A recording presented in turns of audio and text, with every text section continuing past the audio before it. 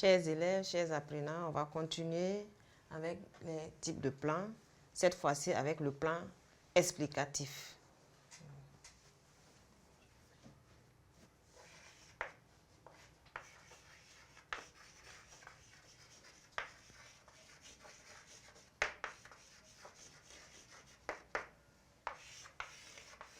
Donc, le plan explicatif est une variante du plan inventaire. Donc, il vous invite à expliquer un phénomène.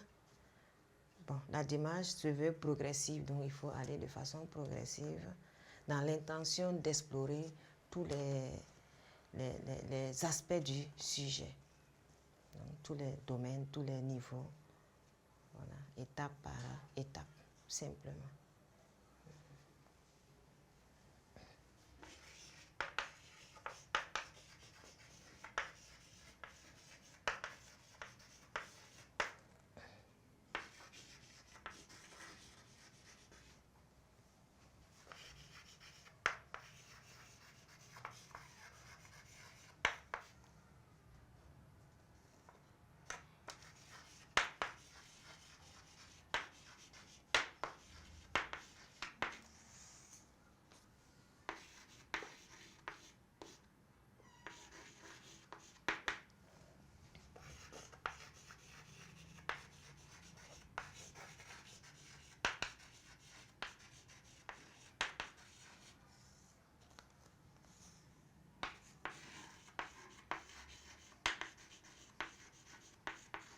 Donc, la démarche se veut progressive, par exemple, d'abord, ensuite, enfin.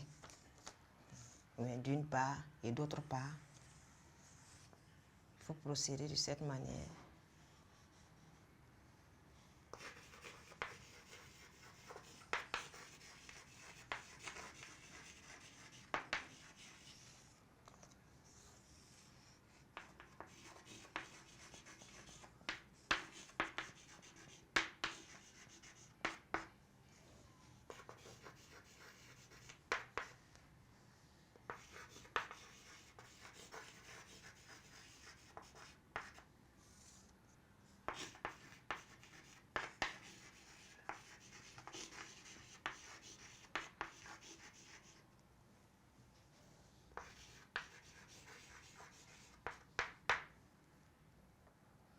D'accord, donc je reprends. Donc, c'est une variante du plan inventaire. Il vous invite à expliquer un phénomène dont la démarche se veut progressive dans l'intention d'explorer tous les aspects du sujet. Donc, voilà pour ce qui est du plan explicatif. Donc, nous avons fini avec les grands types de plans. Nous allons passer à la méthodologie de la dissertation.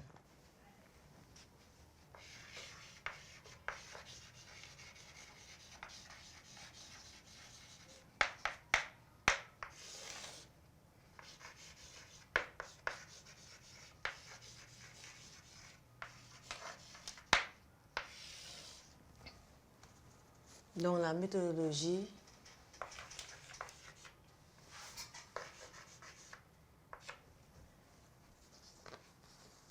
de la dissertation comporte une introduction, un développement et une conclusion, comme le commentaire composé aussi. Nous allons voir en petit 1 l'introduction. Et l'introduction comporte 3 parties. Et les 3 parties, on a une phase d'appel, c'est la partie où on part d'une idée générale. Et l'idée générale peut être puisée ou bien prend appui dans un contexte historique, dans un contexte social ou esthétique du sujet. Et après l'idée générale, il faut annoncer le sujet. Donc, c'est le sujet, c'est une citation courte. On recopie la citation en intégralité. Si la citation est longue, il faut la reformuler. Donc, après l'annonce du sujet, on a la problématique. Il faut donner la problématique. Qu'est-ce qui fait qu'il y a problème? Qu'est-ce que le sujet pose comme problème? Voilà. Et après la problématique, on annonce le plan. Le plan à partir duquel nous allons bâtir notre argumentation. Et le plan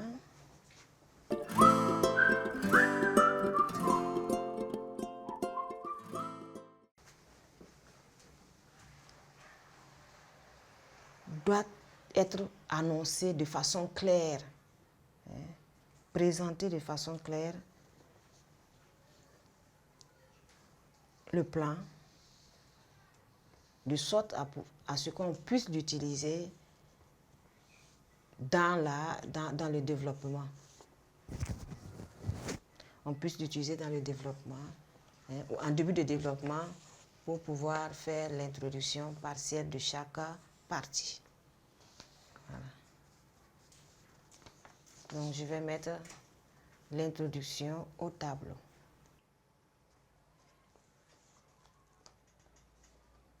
Donc, chers apprenants, chers élèves, nous allons continuer avec la méthodologie de la dissertation. Et premièrement, nous allons voir l'introduction. Donc, l'introduction, elle comporte 3 parties. Une phase d'appel qui amène le thème général du sujet. Elle prend appui sur le contexte historique, social ou esthétique du sujet.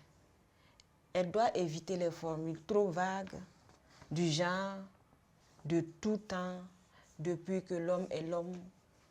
Il faut éviter ces genres de formulations. Une reprise dans la deuxième étape. Donc, première étape, c'est la phase d'appel, donc la partie idée générale.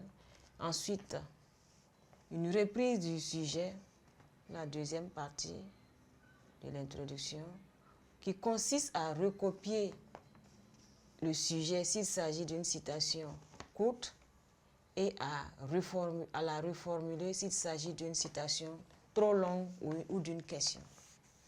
Donc, si c'est une citation longue ou une question, il faut reformuler le sujet. Donc, cette phase met également en évidence la problématique. Donc, de quoi il est question dans ce sujet. Donc, le problème posé dans le sujet doit ressortir au niveau de la problématique. Et la problématique est reliée à la précédente par un lien logique. Et la troisième partie consiste à annoncer le plan. Donc, une annonce du plan qui doit éviter les formules trop lourdes comme dans une première partie, nous verrons dans une deuxième partie.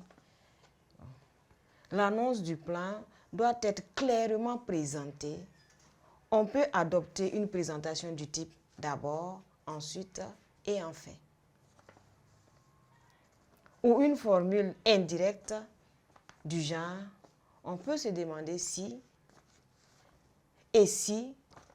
Voilà. On peut aussi procéder par une courte série de questions.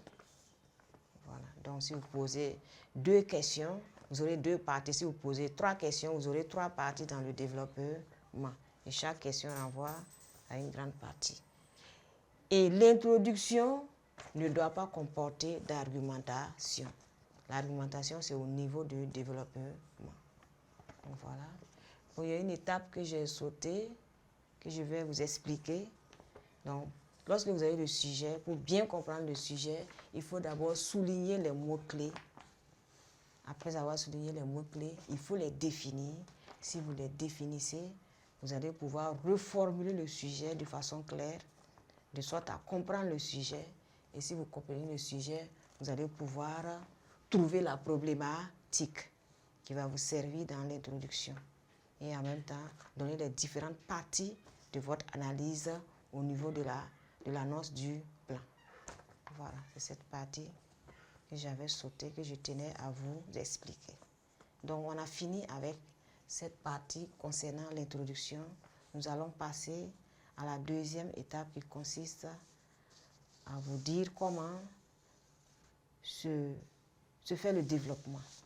Donc, comment argumenter chaque grande partie. C'est dans le développement.